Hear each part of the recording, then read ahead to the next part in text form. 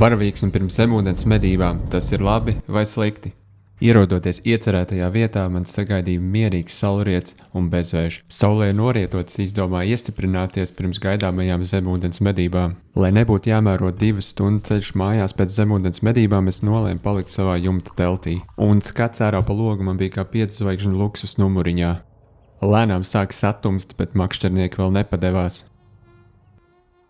Tā arī es sagatavoju visu nepieciešamo un ar pēdējiem makšķerniekiem devos ūdenī. Un pirmais, kas piesaistīja manu uzmanību, bija daudzie gliemeži uz grunts, jo tautā runā, ka tie filtrē un attīra ūdeni. Bet turpat netālu kopā ar mazajām zivtiņām atpūtās līdaka. Un līdakas šajā vakarā es sastapu aptuveni 10.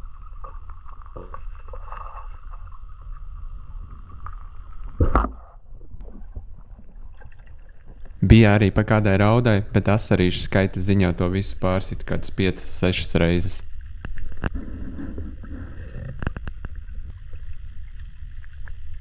Bro!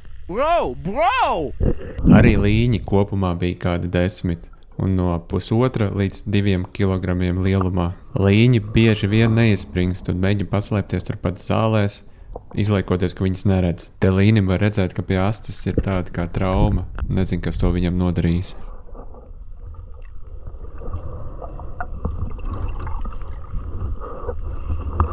Nirstot ieraudzīju šādas nedabīgi zaļas zāles.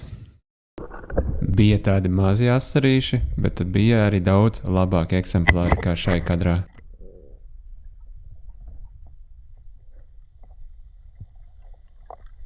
Tad ieraudzīju savu kārtējo līni, un šovakar viņi visi gribēja pie tādām stāvošām zālēm, pie tādiem zāles stiebriem, un neviens īsti tādās dūņās nesēdēja.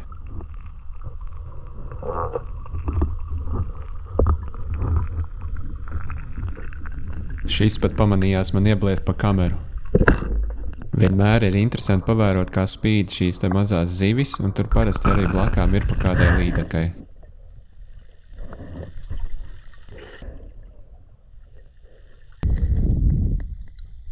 Te beidzot līnis redzams tādā klasiskā līņa vidē. Šis eksemplārs varēja būt tuvāk pie 2 kilogramiem, jo to jau var redzēt pēc lēnākām kustībām un muguru 2 skapa platumā.